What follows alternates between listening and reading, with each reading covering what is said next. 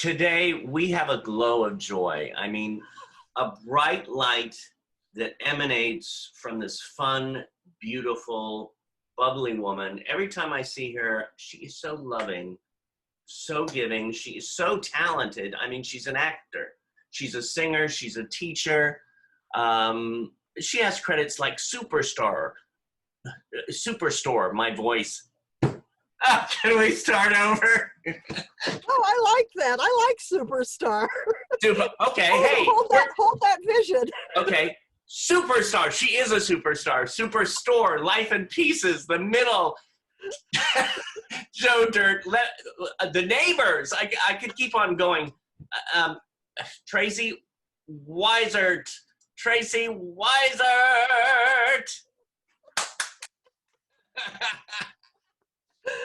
I've never gotten such an introduction before. You didn't? Oh my God. I love that. And I love how like the mouth goes, Superstar. She says, don't keep that in. That was subliminal. I like that. Keep it going. Keep that vision. I do have vision, and it's more than vision because you are a superstar. Can you tell I've been drinking my tea today? A little toddy, a little early, dear. My love potion. Oh, okay. Number 9. You call it whatever you want. No, it's actually ginger. I boil ginger. Right. And just in water, pour it in there and add a little honey. Mm-hmm. Enough of my drinking. When did you decide to become an actor? When did you know? Oh, I was 4 years old in Oak Park, Illinois, and I was an angel in the Christmas pageant at Grace Episcopal Church. Oh. And you know how we actors are supposed to be specific. Well, the next year, I was upgraded to a shepherd with my own little lamb. And I thought I was Miss Thang. And literally, I was bitten, you know, at 4 years old. Once you get on stage and you have that feeling and that immediate reaction from an audience, it feeds your soul. So, and that's what I did. I love that. I love those stories. And it's so interesting because it reminds all of us of those first time stories, you know, or second time stories. I remember in first grade, I directed, produced, and starred in Hansel and Gretel. Wow. I wanted to play the witch, but I played Hansel. And then third grade, I melted on stage as Frosty the Snowman. Ooh, good for you. But I love that. I love that. Now, you also played Lucy in A Good Man, Charlie Brown. I actually played Lucy twice in Albuquerque, New Mexico in community theater. But the cool part of this story, and I, well, I mean, it's all cool, but anyway, I am so pleased and so incredibly proud. I'll sound like a zealot mom here for a minute. Jessie Tyler Ferguson is also from Albuquerque. And as my grandma said, I was the only kid born up north. She called me her only Yankee because I was born in Chicago, but all my family's from New Mexico. Yeah. And it's so funny because when Jessie, my husband and I have known Jessie since he was 16. Oh. And I did ask Jessie if I had permission to tell this story online and show the picture. But when Jessie was 17, he and I were Linus and Lucy in the musical You're a Good Man, Charlie Brown, in a wonderfully solid cast. And it was just a magical production. But the next year at 18, Jessie moved to New York, and he had 2 preview performances on Broadway before his 23rd birthday in George C. Wolfe's revival of On the Town.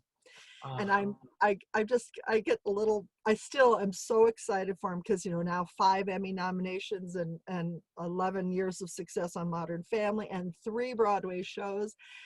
And I'm just really proud of him. So anyway. Great. I love it. I'm so in connection about being so proud and happy for the people that we grew up with, that we that Because we work well, with. also being, the whole thing of being kind to everyone as a human, Yeah. and we never know who's going to hit, who's going to do this, who's going to do that, and I just think if we keep, if we just stay, if we are of service to everyone, be kind to everybody, and karma's a circle. I'll be the one who might have a question that needs to be answered next, so I always try to help other actors and just be of service to your fellow man, because especially this day and age, a little Oh, bit of kindness goes a real long way. it's again, it's about. Oh, it is. It's all about love. Mhm. So, but that's my Jesse story. I love that. And talk about kindness. I mean, you came to Performing Arts Studio West, I think it was last year. Oh, yeah, You, I found the picture. Yeah. you spent a day with us for the advanced acting in the breath workshop. And everybody loves you there. I mean, they said, Oh, when's she okay. coming back? Of course, now we Oh, can't come back until right. we get out, but Well, you had some very, very talented students. It was great actors, and it was a real inspiring day. yeah, Yeah, I yeah. thanked you for that. That was nice. Well, my pleasure. Thank you. Um, oh, and you mentioned Albuquerque and that you grew up there, and part of my family's there too. And whenever you say Albuquerque, I I think of forgot. point me in the direction of Albuquerque. I forgot that. I mean, I remember now you telling me that, but I'd forgotten. Yeah, Yeah, yeah. yeah. It's a great town, and there you go. All these superstars are coming out of there. And something odd that I forgot to tell you is I actually went to College of Santa Fe. And when I was 18 years old, I was in a play with Greer Garson. Oh my God. And she, I don't know how many, she was nominated for, I think, 7 Academy Awards, and had at least won one for Mrs. Miniver. And don't anybody correct me, because I know that part of it's true. But I mean, here I was, 18 years old, delivering lines to an Academy Award winner. And I mean, it was just, I mean, I've been afforded the most amazing, amazing experiences without even sort of even knowing it. I mean, that sounds so crazy, but Right. It just anyway. happened for you. You didn't have to push. It just you followed the yellow brick road in a way. Well, and my acting teacher was Kim Stanley. And Stanley, who, oh, I forgot to tell, yeah, that she had twice been nominated for Academy Awards, and she created the role of Cherry and Bus Stop for William Inge on Broadway and in Picnic. And again, you're given these gifts, and at 18, I wish I could have those experiences with a little bit of life under my belt to understand what, the gifts I was given. Anyway, it was really, really And good. now they feed you. Now those Oh, experiences give you yeah. the life that you Well, know. and I teach at the Young Actors Theater Camp for 16 years. I Yeah. Goal setting, vision, and empowerment. And I always tell young people, or any people, but young people, attitude is the only thing we have control over, and we can either be a victor or victim. Yeah. And the whole thing of just keeping your eye on the prize and don't listen to naysayers, because being an actor, the old, when will you get a real job, that whole thing, if you just keep your eye on your prize and just don't give up. I mean, obviously I never wanted to be the oldest overnight success in Hollywood after 35 years in this industry, but it's just, I have no plan B. This is it. This is what I know how to do. So Right. I say to the young people, just attitude, and just people, especially in our industry, um, people don't get why we just have to do this, Yeah. and especially in a lot of families, it's, people are trying their best through their own filters, just like I don't understand why a plumber has to be a plumber, and different things. We just have to realize that people are doing the best they can with their filters. Mm-hmm. And I always say, when I teach the campers, people hire confidence. you know, somebody's not going to hire a roofer that they think is going to roll off the roof. And one of my clients that I teach, she said, well, she said, I'm not, but I'm not confident. I said, you're an actor, act confident. And so anyway, That's great. Yeah. Anyway, I'm just very blessed. Oh, and that the camp, what, John and Sean? Yes. Oh, they're coming on soon. When? I probably in about a month. We're gonna have a John and Sean interview.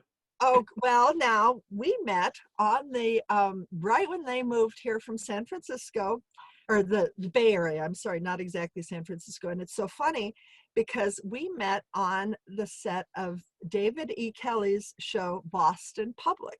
Oh my God. I was one of the regular background teachers, and they were students. And I didn't even know you knew them.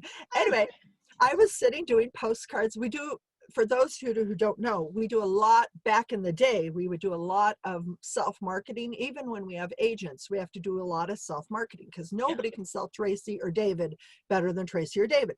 So I was doing postcards to casting directors, and Sean, what you doing?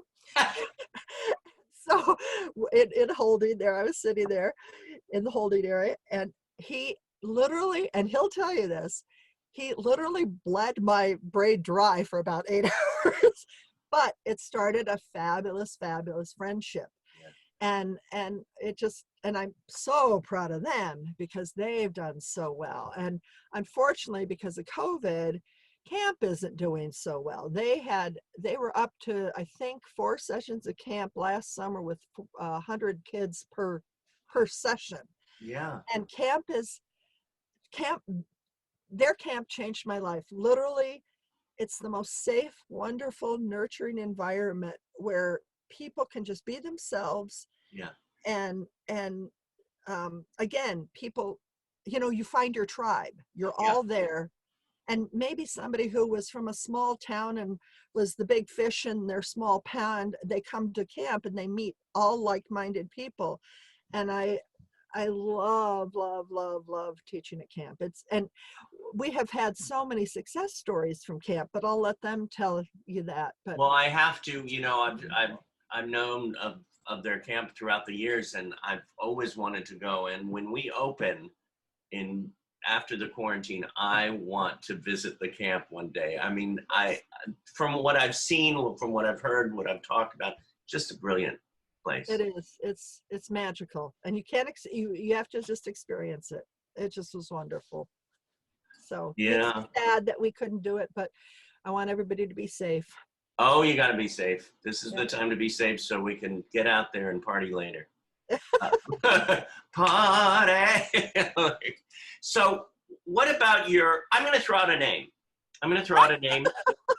Like charades or something? Yes, like charades. It's like, okay. All right. And whatever first comes to your mind. Okay. Lawrence Kasdan. Oh. Now, some people watching this may not know who he is. He is my very first film was a movie called Silverado in Santa Fe, New Mexico, that he wrote. He and his brother Mark co-wrote, and he directed it. But Larry Kasdan at the time, this was 1984, 85, was like hot. He had written what is it? I get the Star Wars movies mixed up. Empire Strikes Back, Raiders of the Lost Ark, and then his directorial and writing debut, I believe, was Body Heat, and then The Big Chill. Oh my God. So, you just listed all those, and I'm going, those are like in my top, movies of all time. Well, here it was in Santa Fe. It was my very first feature. And I am literally Silverado, working for Columbia Pictures. I'm working with all A-listers: Kevin Kline, Kevin Costner, Danny Glover, John Cleese walked silly for me, the minister of silly walks. Yeah. Anyway, Linda Hunt had just won her Academy Award for Year of Living Dangerously. Anyway, it was just wonderful. I was their local PA, production assistant in Santa Fe, for 5 of the most glorious months of my life. Oh my God. Now, how did you get the job? Oh, now this is pretty amazing. I had just, my husband and I had divorced, and I took the bus from Farmington, New Mexico, 180 miles north of Albuquerque, where we had lived at the time. Mind you, I had 2 babies in diapers at the time as well. But down to Albuquerque, and then borrowed my cousin's car and drove the 60 miles to Santa Fe, because I thought, since I was divorcing, where would the kids and I like to live? And since I grew up in Santa Fe, partially, I thought I'd like to go back to Santa Fe.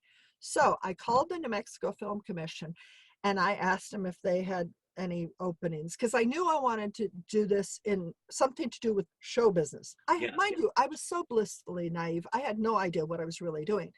So I went to the New Mexico Film Commission. They were kind of, but they said, well, Columbia's in town doing a new movie, but they're probably already staffed, because they've been in town for a couple of weeks. So I literally, and it was God-given, as I know it, I literally went to the downtown Hilton Hotel where the production office was. I walked into the production office, and I said, do you have any openings? Hi, I'm Tracy Weisert. Do you have any openings? And they literally, my friend Mary Kay, who now is my friend, she was the production coordinator. She had just hung up the phone with the employment office, telling them that their PA was not working out. And I literally walked in. And I truly believe it was divine, because the production secretary, my friend Susan, and I worked at the same NBC affiliate up in Farmington, New Mexico, 180 miles north. And we had friends in common. We chit-chatted. And so that was that. I went back. They said they'd let me know. This was on a Tuesday. Yeah. Went back all the way 180 miles north to Farmington, and said, they said they'd call me. When my phone rang, my landline phone, the old-fashioned landline phone, right. I answered the phone, and Mary Kay said, and I'll never forget that, how would you like to join a crazy movie crew in Santa Fe? And literally, truly, that one thing changed my life and my family's life and everybody's in my circle's life forever for me. And my big job, besides being the production assistant, my 2 big jobs were, I typed all the Screen Actors Guild contracts, typed on a big Selectric, those big blue Selectric IBM typewriters, it was like the size of the desk. Anyway, this electric typewriter. And the old SAG contract used to be, I would say, 8 pages worth of carbon. It was, legal size, legal size, and it was carbon paper. So for younger people watching this, the key would strike and, go through the carbon and make copies and copies and copies to the backside. Anyway, and I typed all the Screen Actors Guild under $50,000. And I remember at my desk thinking, if I slip a digit, somebody can buy a house. And back in the day, in New Mexico, you could really buy a house, but even in California 35 years ago, anyway, it was possible. And the other thing I did, I remember my 3 big things that I did is I don't remember what day, I would get twice a week, they would give me $200, and I would go to the local grocery store and put all the craft service, buy all the craft service stuff.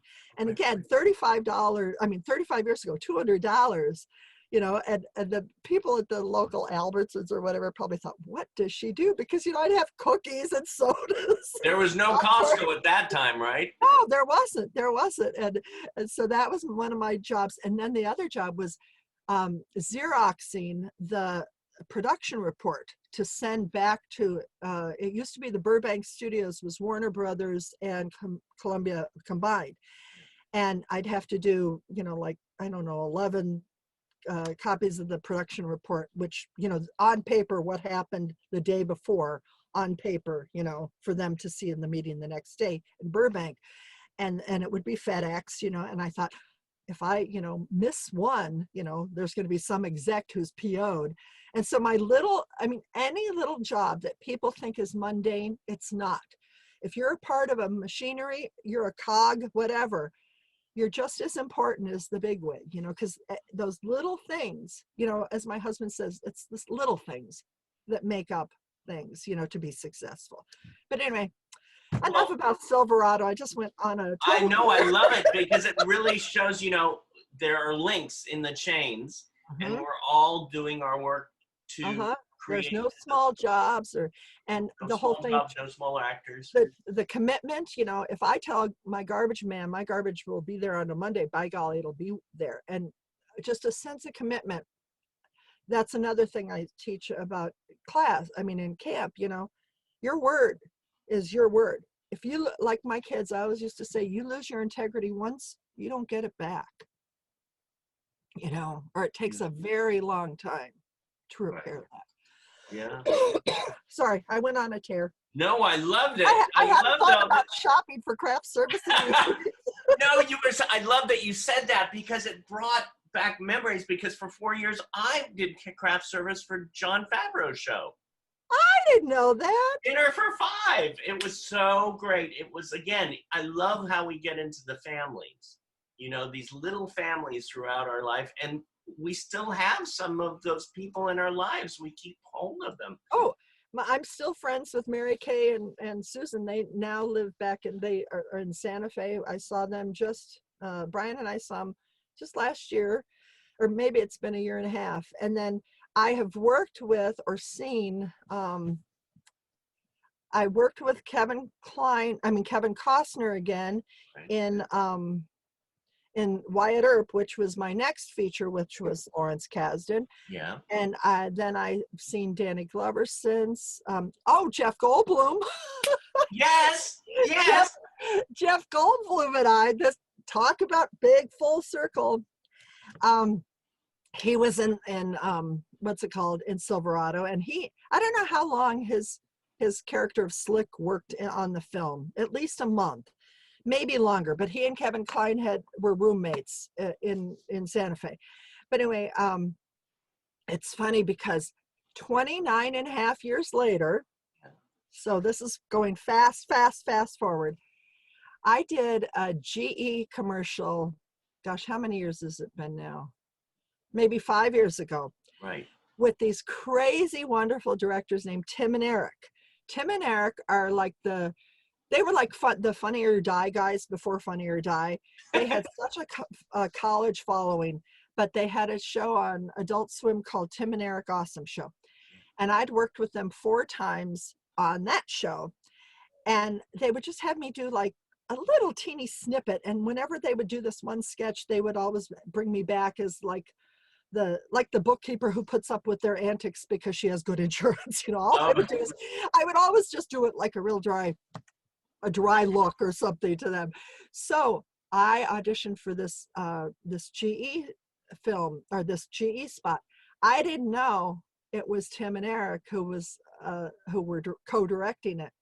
So I ended up getting booked on it, and I was at my fitting the day before we shot, and there was a tall, lanky young man, and I said, "Oh, hi, I'm Tracy, and what are you doing on the shoot?" He goes, "I'm Jeff Goldblum stand-in."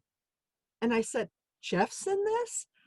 And it ended up being this crazy, it's very tongue-in-cheeky because you don't know if it's commercial or what. It's like an infomercial for their new light bulb that lasted 14 years. And literally, all I am is Jeff Straight Man in this commercial. But so I went to set that next day, and thank goodness I had old-fashioned hard copy pictures, you know, instead of like now everything's on our phones.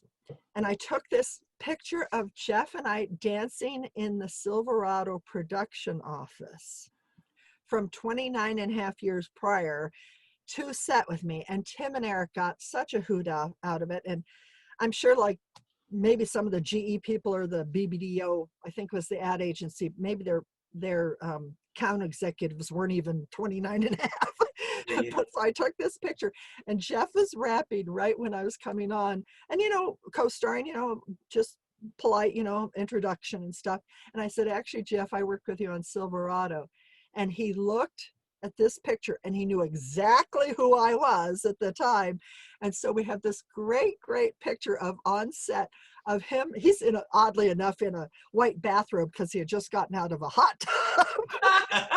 And I'm about to shoot. And we have the best picture of us cheek to cheek holding up our photo together from 29 and a half years prior. So I'll have to find that photo for you to show, because it is a hoot. And then interestingly, I think in the next year or within that year, I saw he and his wife his new wife at the SAG Awards, and he just told me how funny I was, and he was just so kind. He is probably one of the neatest people I've ever met, and so intense. I mean, he has this, that charisma. Yeah. He could ask you for his mail and you would think you're the only person in the world. He just is just something. And he introduced me to his new wife, and he's just lovely. And I've got to bring it back to you in that sense, is that you attract that. You have this loving, kind, I don't know if I want to say motherly. Oh yeah. I'm a mom of like every actor in town. You're just like, so, I see you and I go, hi, I feel safe. I feel loved. And that's what people, you know what I'm saying? I usually cry on these shows too. So. No, seriously. Well, my vision for my life is I am one of God's light bearers. Yeah. I spread mine. Wait, let me think.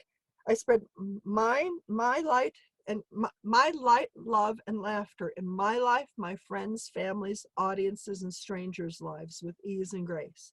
That's always been my vision. So the fact that you would say that and that you feel safe, I hope my two children feel that same way, and my 3 grandkids. Well, I mean, you have a wonderful family.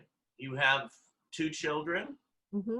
And you big-ass women, yeah. Well, now, how long were you in New Mexico before you moved did you move with your family to LA? I came out here, oh gosh, you're going back. I came out here for pilot season. Again, another gift from heaven. I worked at a car dealership. I was their receptionist in Albuquerque. At Zangara Dodge.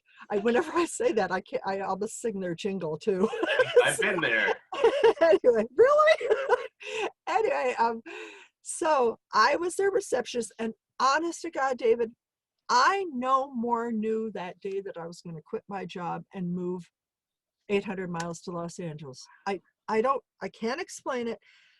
I just felt pulled, pushed. I don't know. And I have the singularly most wonderful husband in Brian, and our daughters. They just have always supported, every community theater, everything I've ever done. But I at the time did not even have a credit card, and my like a Visa or anything to make a trip like that. Right. Thinking, do you know the guys at the car dealership?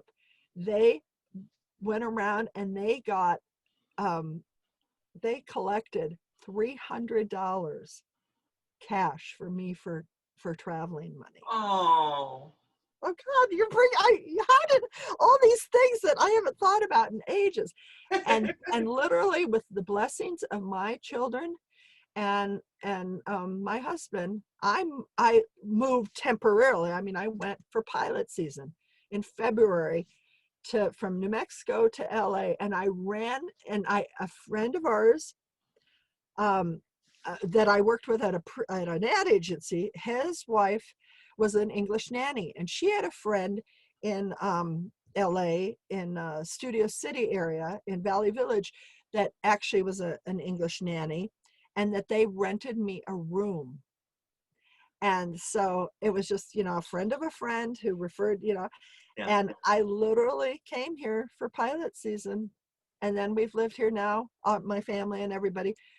Well, the kids were here for a while, but they went off to do their own thing for 21 years. Wow. And my dream is to go back to New Mexico full circle with all the filming there. Right. And to work, because, just. Well, yeah. Anyway. And they're building, didn't they just build a new studio there? And well, they've had studios, and Netflix just bought an existing studio, and NBC Universal.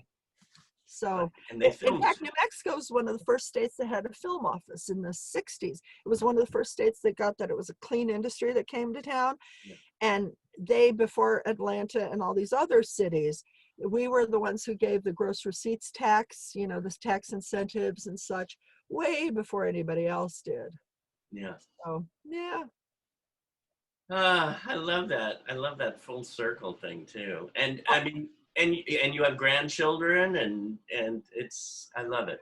And during COVID, it's been hard because I haven't seen any of them since Christmas, but I don't want to go down that road. No, or I'll cry for different reasons. Right. And I mean, you have been in shows like Modern Family, Monk, and Spider-Man 2. Oh, gosh. Now, wait. Now, I want to I don't want to blow my whistle in the wrong way. Yeah. I was one of the regular background artists on Modern Family for 11 years, for their first 3 seasons. But It had nothing to do with Jesse. It had to do with, through a background company here in LA. And then on Spider-Man 2, Sam Raimi picked a bunch of us to be the staff where Tobey Maguire's character, Peter Parker, works in not the Daily Planet. What's... yeah, isn't it? Isn't the yeah? Is it the Daily Planet? I think it is. No, oh my God, I'm going blank. Oh, that's quarantine brain. Yeah. That's Superman. Anyway, whatever that. Oh, you're right. Right. Sorry, superhero people. I'm not that. But anyway, and it was so neat because literally, and mind you, it was picture-picked background. I didn't have lines or anything, but I like that credit just because Sam Raimi. I watched him work.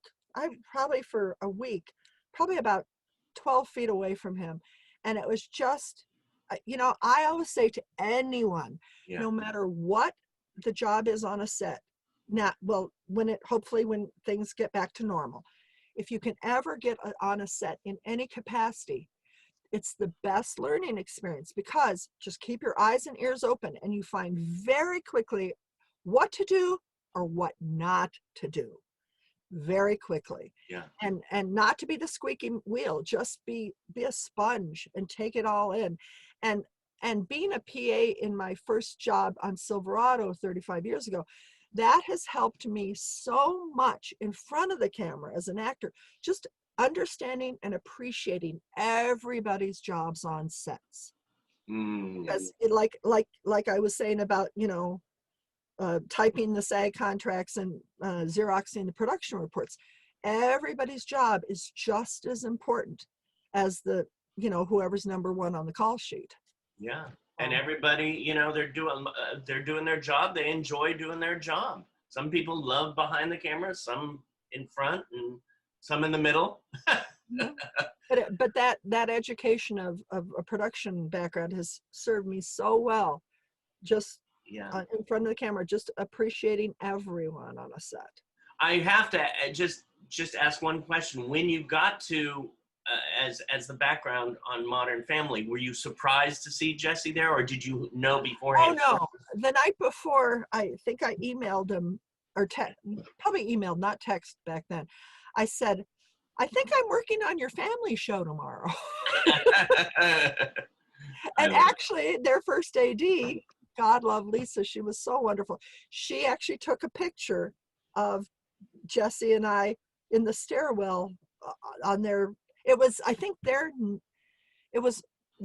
on their pilot because they did that in February. This was more into their run. Right. I don't remember which episode of theirs, but it was totally through a background company. My friend Carla, who also booked me on, again, picture picked on, again, background. Dan Fogelman, who has this huge hit with This Is Us, I was on 2 shows ago of his playing an alien. Yes! Oh my God, I love that show.